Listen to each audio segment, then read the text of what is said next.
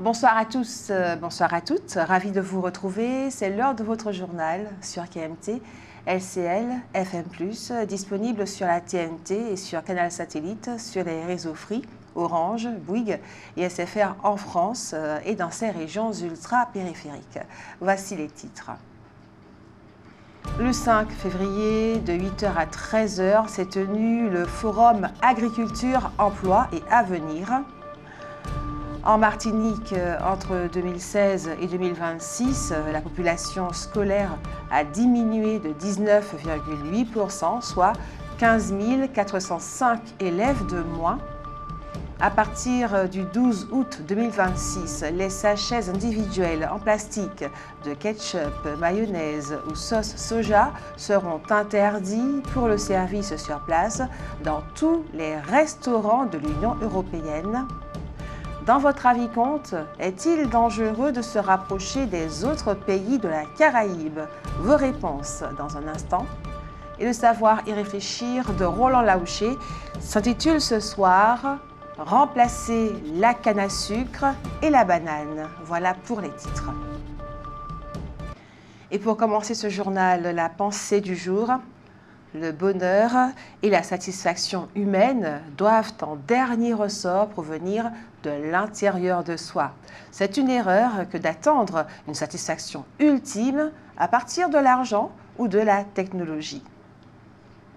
Attention, les viandes rouges nécessitent une cuisson plus longue que la volaille pour atteindre une température interne sûre. En les combinant sur le même grill ou plateau, il devient difficile d'assurer une cuisson uniforme et sécuritaire pour toutes les viandes. Parlons maintenant de la qualité de l'air. Aujourd'hui, l'air est moyen. Il en sera sans doute de même demain. Depuis hier, jeudi, le littoral Caraïbe est placé en vigilance jaune pour vague submersion en raison d'une houle persistante. Les autorités locales appellent à la prudence des baigneurs et plaisanciers. Réuni hier, jeudi 5 février, le conseil municipal du François a élu Joël Domergue, maire de la commune, jusqu'ici premier adjoint et maire par intérim depuis le décès de Samuel Tavernier. Il était l'unique candidat en lice. Un phénomène d'arnaque téléphonique frappe des résidents martiniquais. Une femme de 55 ans s'est ainsi fait dérober 1 049 € par un faux conseiller Orange. Les services de police encouragent les entreprises ciblées à sensibiliser leurs clients sur l'hameçonnage. Ce jeudi 5 février, de 8h à 13h, s'est tenu le Forum Agriculture, Emploi et Avenir. Organisé par le Centre de formation professionnelle et de promotion agricole Atlantique du Robert, la première édition du Forum Agri, Emploi et Avenir s'est tenue à la salle des fêtes de Basse-Pointe. Plus de 80 personnes avaient fait le déplacement. Il s'agissait pour certaines d'entre elles de découvrir des opportunités d'emploi, voire d'en décrocher un grâce au job dating mis en place à cette occasion. D'autres étaient venus à la recherche d'informations sur les diverses formations proposées et sur les possibilités d'insertion en milieu rural dans le secteur de l'agriculture, mais aussi dans ceux de l'agroalimentaire et du service à la personne. Enfin, la présence de différents professionnels ou de partenaires de ces secteurs a contribué à attirer ceux qui, désireux de monter leur propre entreprise, cherchaient renseignements et conseils. Ils ont pu en effet rencontrer des représentants de la Chambre de l'agriculture, de la ville de Basse-Pointe, de collectivités comme la CTM ou Cap-Nord, du Centre de formation professionnelle et de promotion agricole, CFPPA, de la Maison Département Solidarité, MDS, ainsi que de la FIDL. Étaient également présents Carrefour et Banamart. Et alors que la crise politique au Venezuela persiste, le préfet de Martinique annonce le maintien des liaisons aériennes avec les Antilles françaises malgré des perturbations récentes. L'économie martiniquaise est toujours sous tension après le blocage social de 2024. l'INSEE signale la nécessité de relancer la croissance locale dans les secteurs du commerce et du tourisme. 2 skieurs haïtiens participeront aux Jeux olympiques d'hiver à Milan-Cortina en Italie. L'un d'eux, Richardson Viano, était déjà présent aux JO de Pékin en 2022. En Martinique, entre 2016 et 2026, la population scolaire a diminué de 19,8%, soit 15 405 élèves de moins. Le premier degré public a perdu en 10 ans 8 229 élèves, soit 23,9% de ses effectifs. Les collèges et lycées publics ont perdu 8 913 élèves, soit une baisse de 25,5%. À la rentrée prochaine, les lycées, tant généraux que technologiques, enregistreront une diminution particulièrement forte des inscriptions avec 379 élèves de moins, soit 5,8% de leurs effectifs. La Martinique est une académie qui perd le plus d'élèves au niveau national, 776 élèves de moins qu'à la rentrée 2025. Le nombre de postes enseignants ayant diminué moins rapidement que celui des élèves. On comptera en Martinique 8,95 professeurs pour 100 élèves contre 6,23 au niveau national.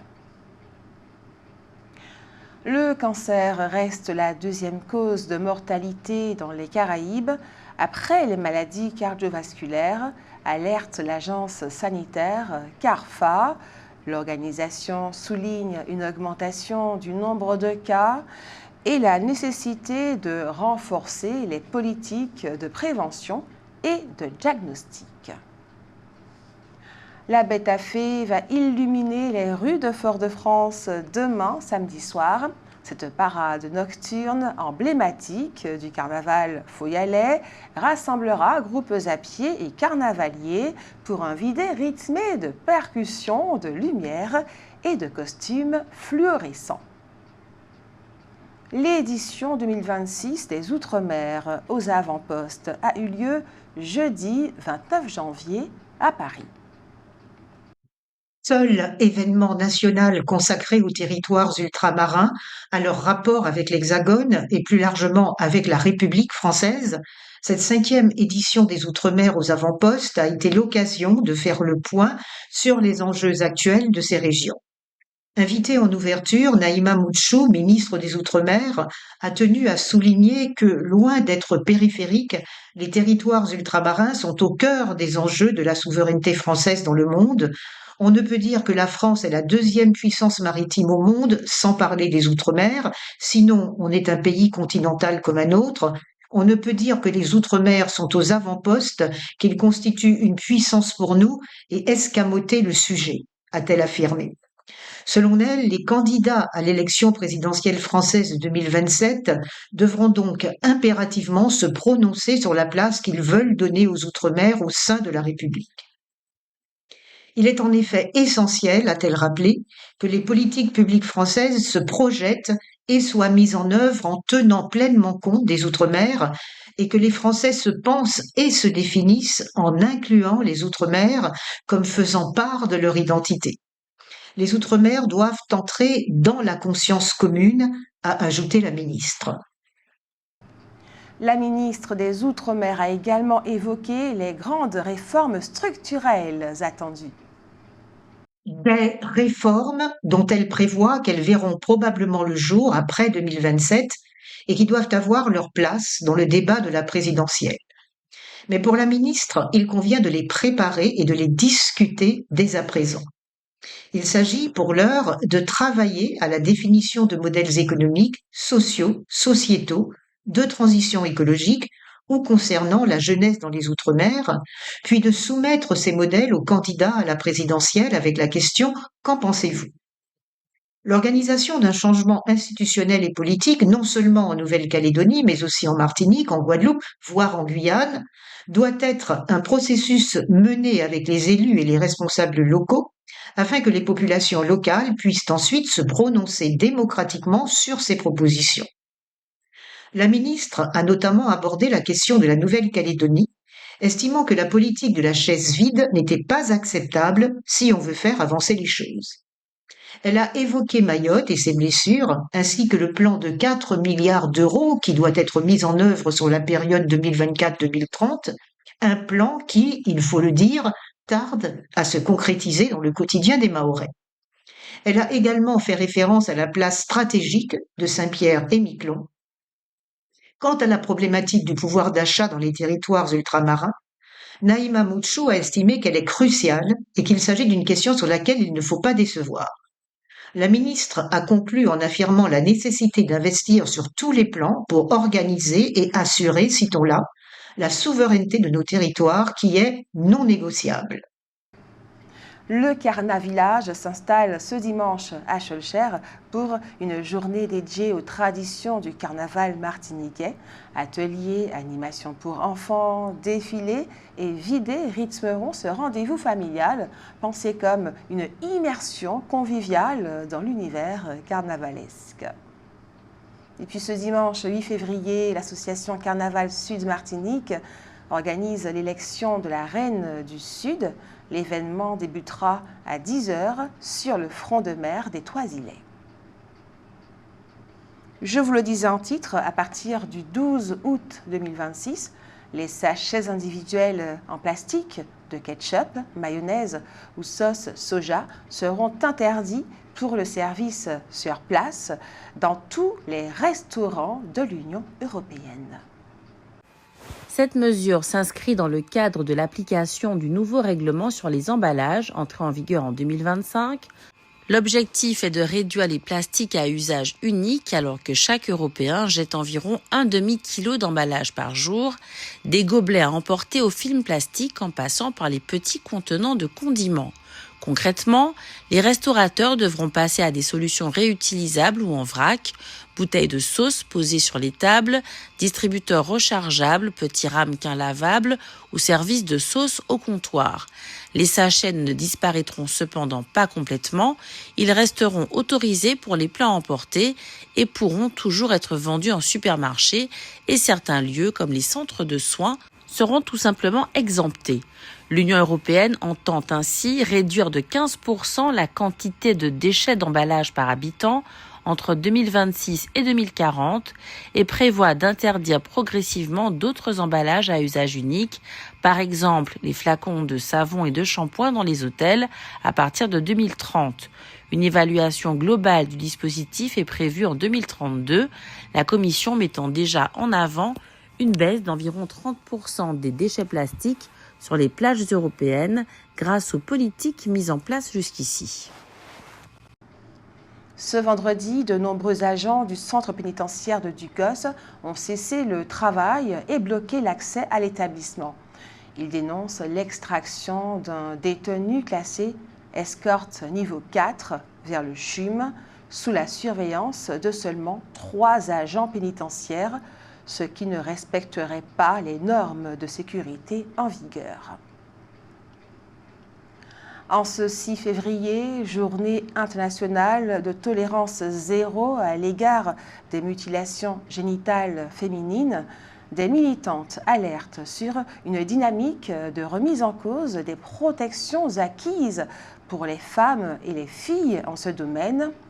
Ainsi, en Gambie, un imam demande au juge d'annuler l'interdiction de l'excision au motif que cette interdiction violerait la règle constitutionnelle qui protège, selon lui, les droits à la religion et à la culture. Chacun en est conscient, la violence est un des fléaux majeurs qui frappent notre société martiniquaise.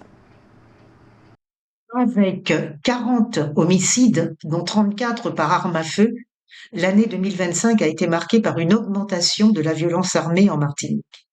Les autorités soulignent cependant une progression significative du taux d'élucidation des affaires grâce à une amélioration notable des capacités d'enquête due au renfort des effectifs et à une meilleure coordination entre les services de la police et ceux de la gendarmerie. Un renforcement des dispositifs de sécurité et une présence accrue des forces de l'ordre sur le terrain a en outre permis une légère baisse des vols à main armée. Malheureusement, on constate par ailleurs une augmentation des violences familiales qui s'explique sans doute en partie par des tensions sociales très préoccupantes. Quant à la hausse exponentielle des trafics d'armes à feu et de stupéfiants, elle est à la fois la cause et la conséquence des maux de notre société. Des opérations ciblées ont permis en 2025 une nette augmentation des saisies de stupéfiants, mais également d'armes destinées au marché local, qu'il s'agisse d'armes à feu ou d'armes de poing. La lutte contre le narcotrafic et la circulation d'armes demeure donc un axe prioritaire de l'action de l'État pour l'année 2026. Et ce, même si une légère inflexion à la baisse des armes retrouvées a été observée en fin d'année. Pour contrer une violence armée en passe de devenir endémique, les moyens d'investigation ont été renforcés et des groupes spécialisés dans l'identification et le démantèlement des réseaux de trafic d'armes ont été mis en place. Et vous avez sans plus attendre la parole, c'est l'heure de votre avis compte. Est-il dangereux de se rapprocher de la Caraïbe? Nous vous écoutons.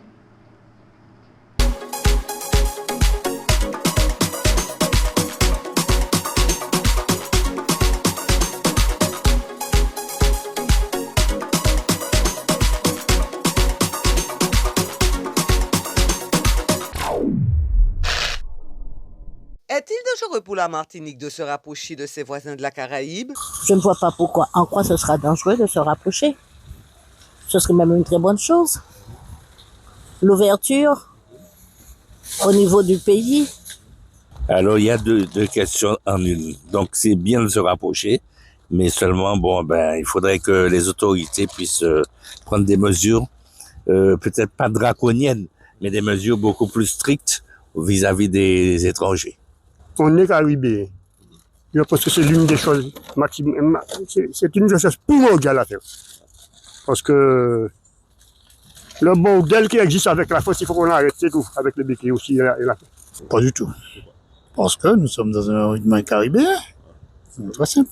Est-il dangereux pour la Martinique de se rapprocher de ses voisins de la Caraïbe? Écoute, il ne serait pas en fait dangereux du tout pour la Martinique de se rapprocher des îles voisines, déjà parce qu'on ne connaît pas l'histoire de la Martinique. La Martinique, en fait, c'est une île qui était en fait un archipel.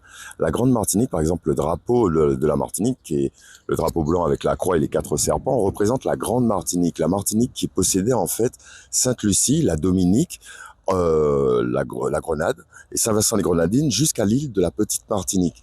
Donc en fait, c'est pour ça que notre créole, justement, et dans la musique, on travaille beaucoup à utiliser notre créole comme étant un vecteur de lien, mais la Martinique, en fait, c'est un archipel. Donc nous, on n'a pas seulement à gagner, on doit se rapprocher des îles. On doit créer, par exemple, moi, ça fait longtemps que je parle de projets comme créer, par exemple, des ports de taxi-boat dans le sud de la Martinique et dans le nord de la Martinique pour créer des points relais pour aller vers la Dominique plus simplement. Et il y a aussi des produits, moi qui aime ma Caraïbe, moi je suis profondément amoureux de ma Caraïbe. Sans cette Caraïbe, on n'a pas cette vitalité, on n'a pas cette joie, on n'a pas cet amour. Et il faut absolument que la Martinique se lie avec les autres îles et commerce. Nous, on a besoin de commercer. On est dans une île avec plein de choses, par exemple, qui sont des lois européennes. Et de la même façon qu'on parle de l'exception culturelle au niveau du cinéma, la Martinique doit bénéficier d'une exception culturelle. Donc nous, on doit avoir des lois qui correspondent à notre pays.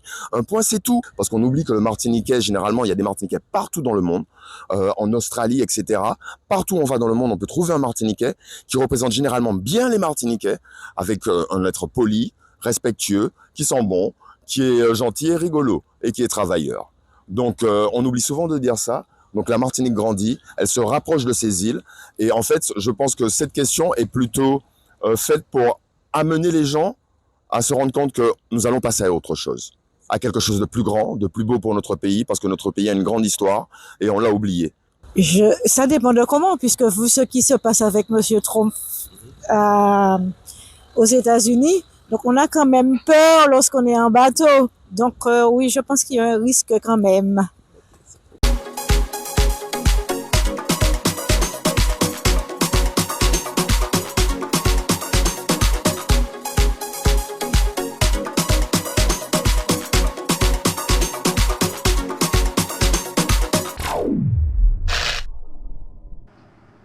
Un grand merci à ceux et celles qui ont répondu à notre question ce soir.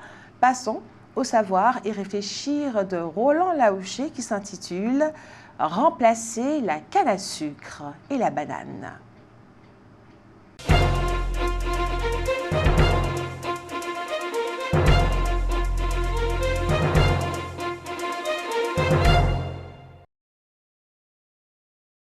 Il nous arrive souvent de regretter le mutisme de nos économistes. Il nous arrive également souvent de regretter que lorsque par hasard ils parlent, c'est pour décrire une situation comme de froids constats d'huissier plutôt que de proposer des solutions. Et nous en concluons qu'ils ne remplissent pas leur mission. Ils la trahissent, comme dirait Frantz Fanon. Dans ce secteur-là, un secteur fondamental, notre élite est donc défaillante. C'est pour cela qu'une fois de plus, il faut rendre hommage à l'économiste guadeloupéen Jean-Marie Nolle. Lui aussi, il fait de nombreux constats d'huissier, mais il fait également des propositions. Ainsi, dans son dernier renvoi, il y en a pratiquement tous les jours, il commence par faire un constat, mais immédiatement suivi de préconisations, suivi de propositions concrètes. Alors, résumons le constat. Il parle de la Guadeloupe, mais pour la Martinique, c'est la même chose. Pendant des décennies, la canne à sucre et la banane ont structuré l'économie agricole de la Guadeloupe, façonné ses paysages, organisé ses rapports sociaux et servi de socle à une partie de son modèle de développement. Héritières directes de l'histoire coloniale, ces deux filières ont longtemps été maintenues à flot par un subtil équilibre entre soutien public, mécanismes européens, protection tarifaire et débouchés garantis sur le marché hexagonal. Or, cet équilibre est aujourd'hui profondément rompu. Les difficultés financières croissantes de la canne et de la banane ne relèvent plus d'une mauvaise conjoncture passagère, mais d'évolutions structurelles lourdes qui interrogent la viabilité même de ce modèle agricole et imposent désormais un changement de paradigme. La filière canne, sucre, rhum est confrontée à une équation économique de plus en plus intenable.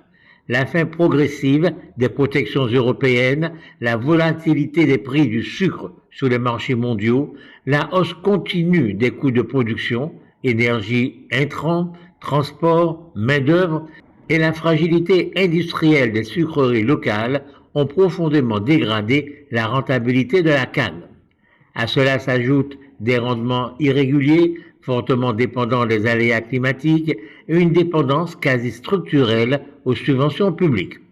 La canne, qui fut autrefois une culture d'exportation compétitive, est devenue une production sous perfusion dont la survie repose davantage sur des arbitrages politiques que sur une logique économique durable.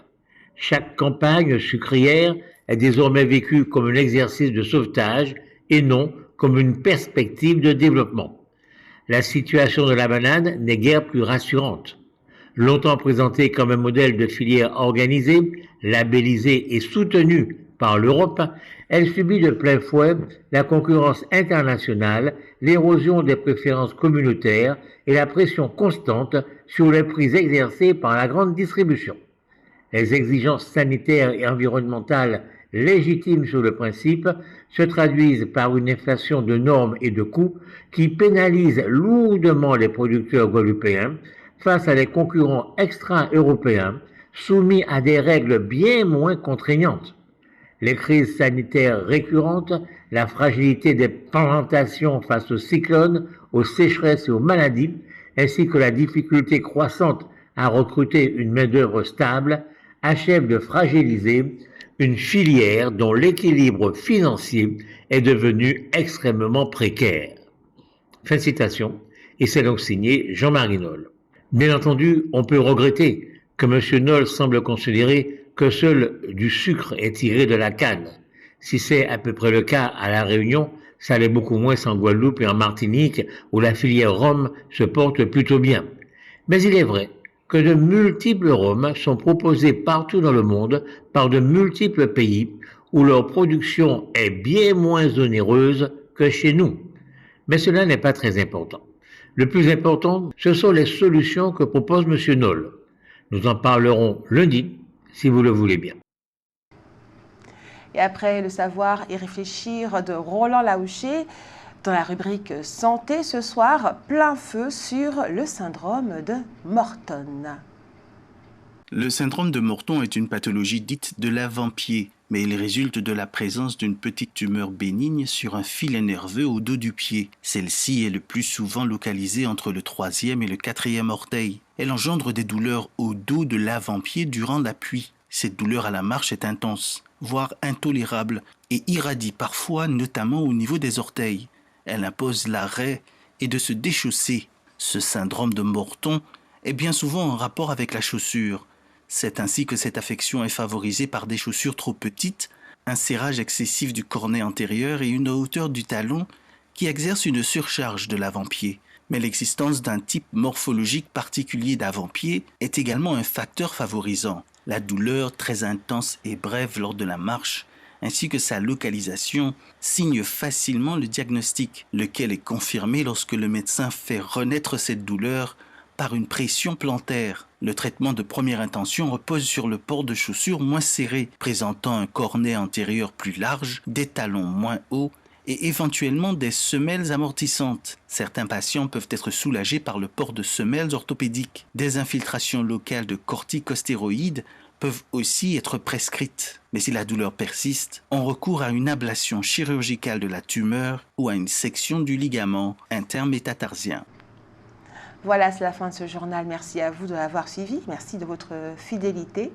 Ce journal a été réalisé avec la participation de Jordan Adélaïde, Jean-Michel Césaire, Jenny Georges, Alain Jean-Paul, Daniel Diaz, Sarah Verne, Hugues Blandy, Marie-Josée Joseph, Simaou Laouché et Roland Laouché. Il est diffusé à 18h30, 20h, 22h et demain 6h25. Il est également disponible en multidiffusion sur la TNT et Canal Satellite sur les réseaux Free, Orange, SFR et Bouygues en France.